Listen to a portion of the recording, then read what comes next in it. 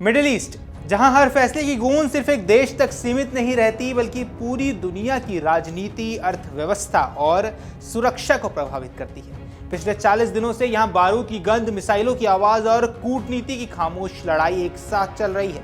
एक तरफ अमेरिका और ईरान आमने सामने थे, तो दूसरी तरफ दुनिया इस टकराव को अंजाम को लेकर चिंतित भी थी। लेकिन अचानक इस तनावपूर्ण माहौल में एक ठहराव आता है, एक युद्ध विराम जो उम्मीद भी है और आशंका भी।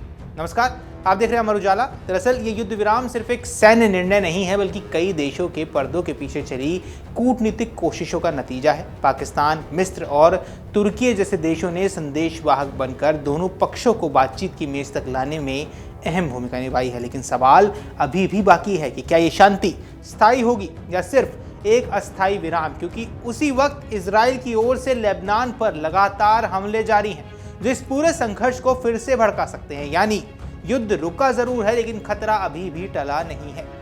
इसी अनिश्चितता के करीब अब नजरें टिकी हुई है पाकिस्तान की राजधानी इस्लामाबाद पर, जहां एक ऐसी कूटनीतिक पहल शुरू हुई है जो इस युद्ध विराम को स्थायी शांति में बदल सकती है या फिर इसे पूरी तरह खत्म भी कर सकती है।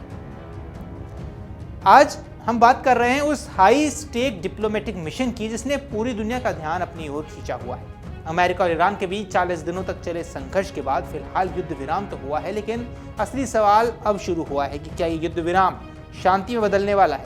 क्यों इस बार बातचीत के लिए जेडी वेंस को चुना गया है? क्यों ट्रंप के सबसे भरोसेमंद लोग जैरेड कुशनर और स्टीव विटकॉफ इस बार पीछे हैं? और क्या ये बातचीत जेडी वेंस के राजनीतिक करियर का सबसे बड़ा टर्निंग पॉइंट साबित हो सकती है? इन्हीं सभी सवालों के जवाब जानेंगे इस वीडियो में। नमस्कार, आप देख रहे हैं अमर उजाला, मैं हूं आपके साथ साहिल सुयाल। आइए विस्तार से और गहराई से समझते हैं इन सवालों को। करीब 40 दिनों तक चले इस संघर्ष ने मिडिल ईस्ट को अस्थिरता के उस दौर में धकेला जहां हर दिन एक नए खतरे की आशंका थी। लेकिन कई देशों की मध्यस्थता के बाद अमेरिका और ईरान ने अस्थायी युद्ध विराम पर सहमति जताई।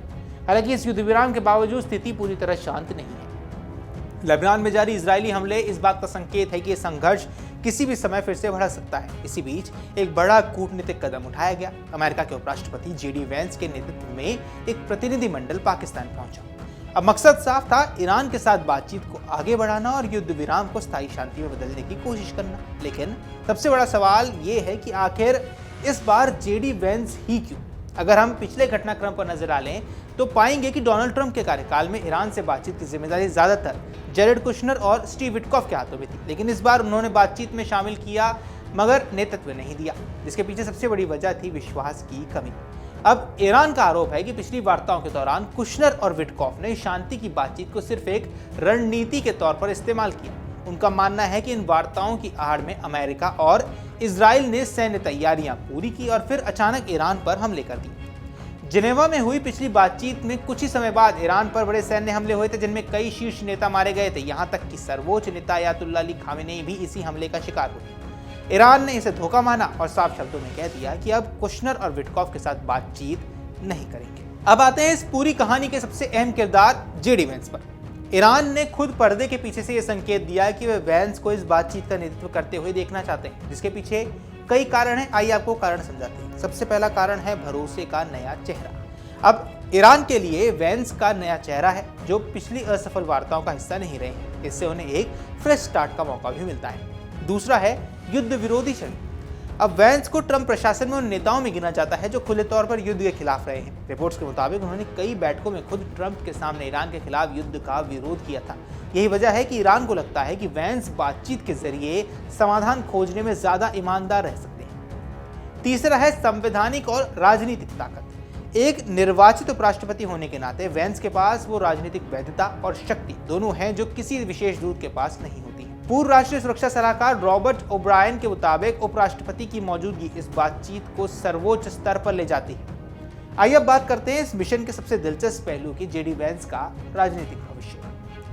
2028 के अमेरिकी राष्ट्रपति चुनाव के लिए वेंस को एक मजबूत दावेदार माना जा रहा है। ऐसे में ये शांति वार्ता उनके लिए एक बड़ा मौका भी है और बड़ा जोखिम भी, क्योंकि अगर वो यहाँ सफल हुए तो वेंस की छवि एक वैश्विक कूटनीतिज्ञ के रूप में मजबूत हो जाएगी। वे रिपब्लिकन पार्टी में अपनी स्थिति मजबूत कर सकते हैं और अपने प्रतिद्वंदियों से आगे निकल सकते हैं। अब अगर यहाँ वो असफल हो गए तो उनकी राजनीतिक साख को भारी नुकसान पहुंचेगा। अमेरिका के लंबे युद्ध में फंसने का ठीकरा उनके सिर पर फूट सकता है, यहाँ तक कि उनका कद भी घट सकता है। वो खुद ट्रंप ने वहां क्योंकि मजाक में भी कहा था कि अगर समझौता नहीं हुआ तो दोष वेंस का होगा और अगर हो गया तो श्रेय उनका। अब वेंस के सामने सबसे बड़ी चुनौती सिर्फ ईरान से बातचीत की नहीं बल्कि अपने ही राजनीतिक खेमे के भीतर संतुलन बनाना भी है। ट्रंप का अमेरिका फर्स्ट समर्थक वर्ग विदेशी युद्धों के खिलाफ है। ऐसे में वेंस को एक तरफ ट्रंप के प्रति अपनी वफादारी भी दिखानी है और दूसरी तरफ अपने युद्ध विरोधी रुख को भी बनाए रखना है और ये संतुलन बनाना आसान नहीं रहने वाला है। अब तो सवाल आपके दिमाग में होगा कि क्या ये बातचीत वास्तव में शांति ला पाएगी, क्योंकि स्थिति यहाँ बेहद जटिल है। एक तरफ युद्ध विराम है, दूसरी तरफ लेबनान में लगातार हमले भी जारी हैं। एक तरफ बातचीत हो रही है तो दूसरी तरफ अविश्वास की गहरी खाई है। लेकिन एक बात साफ है कि ये बातचीत सिर्फ अमेरिका और ईरान के बीच नहीं बल्कि पूरी दुनिया के भविष्य से जुड़ी है। इस्लामाबाद में चल रही ये बातचीत सिर्फ एक डिप्लोमेटिक मीटिंग नहीं बल्कि इतिहास का वो मोड़ है जहां से मिडिल ईस्ट की दिशा तय हो सकती है। जेडी वेंस के लिए ये एक परीक्षा है, नेतृत्व की, कूटनीति की और राजनीतिक समझदारी की।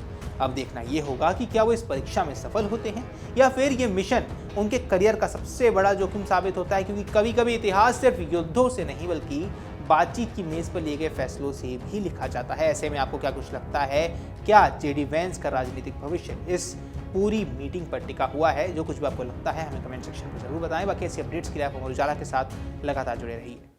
अगर आप ये वीडियो YouTube पर देख रहे हैं तो हमारे चैनल को सब्सक्राइब कर बेल आइकन दबाएं और Facebook पर देख रहे हैं तो हमारे पेज को लाइक करें।